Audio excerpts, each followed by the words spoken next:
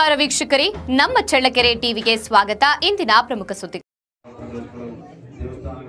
ಶ್ರಾವಣ ಮಾಸದ 2ನೇ ಶನಿವಾರ ಸಮೀಪದ ರೇಕಲಗೆರೆ ಕಾವಲು ಪ್ರದೇಶದ ಶ್ರೀ ಕಾವಲು ಆಂಜನೇಯ ಸ್ವಾಮಿ ದೇವಾಲಯದಲ್ಲಿ ನೂರಾರು ಭಕ್ತರು ಭೇಟಿ ನೀಡಿ ದರ್ಶನ ಪಡೆದುಕೊಂಡರು.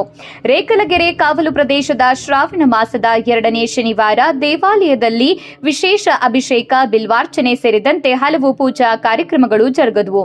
ಇನ್ನು ದೇವಾಲಯದಲ್ಲಿ ನೂರಾರು ಭಕ್ತರು ಸರತಿಯ ಸಾಲಿನಲ್ಲಿ ನಿಂತು ಶ್ರೀ ಕಾವಲು ಆಂಜನೇಯ ಸ್ವಾಮಿಯ ದರ್ಶನವನ್ನ ಪಡೆದುಕೊಂಡಿದ್ದಾರೆ. ಶ್ರಾವಣ ಮಾಸದ 4 ಶನಿವಾರಗಳಂದು ಹೆಚ್ಚಿನ ಭಕ್ತರು ದೇವಾಲಯಕ್ಕೆ ಬರುವುದರಿಂದ ದಾಸೋಹ ವ್ಯವಸ್ಥೆಯನ್ನ ಪಕ್ಕದ ಸಮುದಾಯ ಭವನದಲ್ಲಿ ನಡೆಸಲಾಯಿತು. ಬಂದಂತಹ ಭಕ್ತಾದಿಗಳಿಗೆ ಪಾಯಸ, ಕಾಯಿ ಪಲ್ಯ, ಅನ್ನ, ಸಾಂಬಾರ್, ಮಜ್ಜಿಗೆಯನ್ನ ವಿತರಿಸಲಾಯಿತು. ಸುಮಾರು 1000ಕ್ಕೂ ಹೆಚ್ಚಿನ ಭಕ್ತರು ಊಟ ಮಾಡಿದ್ದಾರೆ. ಇದೇ ವೇಳೆ ಕಾರ್ಯದರ್ಶಿ ಕೋಲಮ್ಮನಹಳ್ಳಿ ಪೀತಾಂಬರಂ ಮಾತನಾಡಿದರು.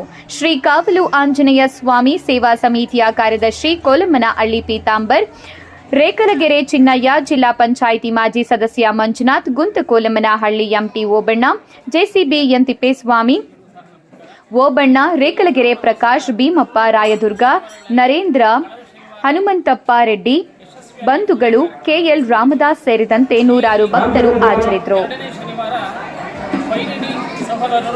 ಇವತ್ತಿನ ಪೂಜಾ ಕಾರ್ಯ ಮತ್ತು ಅನ್ನಸಂತರ್ಪಣೆಯನ್ನು ನಡೆಸಿಕೊಡ್ತಾ ಇದ್ದಾರೆ.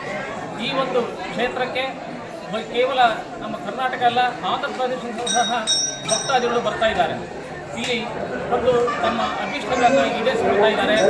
ಈ ಒಂದು ಕ್ಷೇತ್ರಕ್ಕೆ ಬಂದು ಎಲ್ಲರೂ ತುಂಬ ಭಕ್ತಿ ಭಾವದಿಂದ ಅವರ ಪ್ರಾರ್ಥನೆಗಳನ್ನು ಕೇಳ್ತಾರೆ. ಆ ಒಂದು ಪ್ರಾರ್ಥನೆಗಳನ್ನು, ಅವರ ಅಭೀಷ್ಟಗಳನ್ನು ನಮ್ಮ ಶ್ರೀ ಕಾವಲು ಆಂಜನೇಯ ಸ್ವಾಮಿ ಸದಾ ನೆರವೇರಿಸಿಕೊಡ್ತಾ ಇದ್ದಾರೆ. ಹಾಗಾಗಿ ಇದೊಂದು ಕ್ಷೇತ್ರಕ್ಕೆ ಹೆಚ್ಚಿನ ಜನ ಬರ್ತಿದ್ದಾರೆ. ಈ ಒಂದು ವಿಡಿಯೋವನ್ನು ನೋಡ್ತಕ್ಕಂಥ ಭಕ್ತರು ಸಹ ದಯಮಾಡಿ ಈ ಕ್ಷೇತ್ರಕ್ಕೆ ಬನ್ನಿ. ಇನ್ನು ಮುಂದೆ 2 ವಾರಗಳು ಈ ಒಂದು ಕ್ಷೇತ್ರದಲ್ಲಿ ಅನ್ನದಾಸೋಹ ಮತ್ತು ಪೂಜಾ ಕಾರ್ಯಕ್ರಮ ನಡೆಯುತ್ತದೆ. ಮುಂದಿನ ವಾರ ತೋರಣಗಟ್ಟೆಯ ಈಡೇಗರ ವಂಶಸ್ಥರು ಅನ್ನ ಸಂತರ್ಪಣೆ ಮತ್ತು ಪೂಜೆಯನ್ನು ನಡೆಸಿಕೊಡ್ತಾರೆ. ಕೊನೆಯ ವಾರದಲ್ಲಿ ರೇಕಲಗೆರೆ ಮತ್ತು ರೇಕಲಗೆರೆ ತಾಂಡದ ಸಮಸ್ತ ಬಂಧುಗಳು ಹಾಗೂ ಹನುಮಂತಪುರದ ಪೈನೀಡಿ ಸಹ ನಡೆಸಿಕೊಡ್ತಾ ಇದ್ದಾರೆ. ಈ ಒಂದು ಕಾರ್ಯಕ್ರಮದಲ್ಲಿ ಎಲ್ಲರೂ ಸಹ ಪಾಲ್ಗೊಂಡು ಸ್ವಾಮಿಯ ಕೃಪೆಗೆ ಪಾತ್ರರಾಗಬೇಕಂತ ಈ ಸಂದರ್ಭದಲ್ಲಿ ನಾನು ಎಲ್ಲರನ್ನ ಕೇಳಿಕೊಳ್ತಾ ಇದ್ದೇನೆ.